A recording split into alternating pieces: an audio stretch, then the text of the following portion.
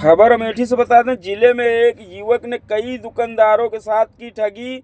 Online payment के जरिए एक युवक ने लगातार कई दुकानों पर सामान खरीदकर लोगों के साथ की ठगी।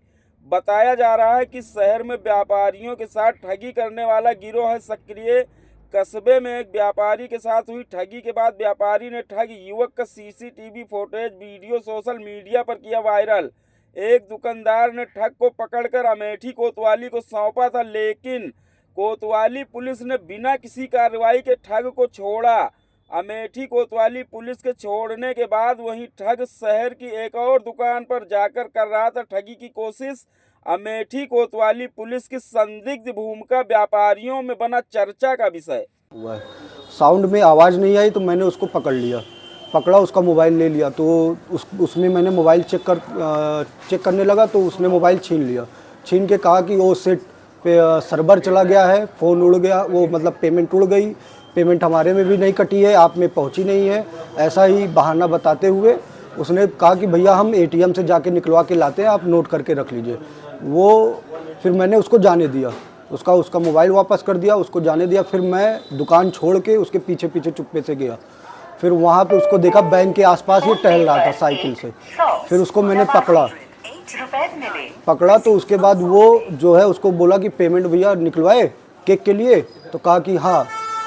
फिर उसके बाद उसको ले गया वो कार्यालय के सामने, ऊपर एक बैंक धारक बैठते हैं जो प्राइवेट आधार कार्ड से पैसा देते। कहा भैया वहाँ पे चलिए, वहाँ पे निकलवाते हैं।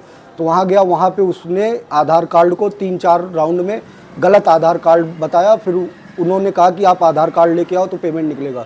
फिर मैंने उनसे अपने बारे में बताया कि ये ऐसे ऐसे करके आया है। तो उन्होंने उसका मोबाइल चेक किया, उसमें फ़ोनपे तो डाउनलोड था ऐप, लेकिन उसके फ़ोनपे में कोई भी अकाउंट ऐड नहीं था, उन्होंने हमसे बताया। फिर मैंने वहाँ पे उसका मोबाइल छीन के आया, मैं दुकान पे आ गया उसका मोबाइल लेके। उससे बोला कि अब अपने गार्जियन को बुलाओ, फिर हम मोबाइल तुमको देंगे। फिर उसके बाद जो है वो यहाँ आके दुकान पे फिर से ज़बरदस्ती करने लगा। फिर मैंने उसको थाने कोतवाली अमेठी बगल में ही है, तो वहाँ उसको ले गया मैं। तो थाने में ले गया, एसएचओ सर के सामने उसको दे दिया।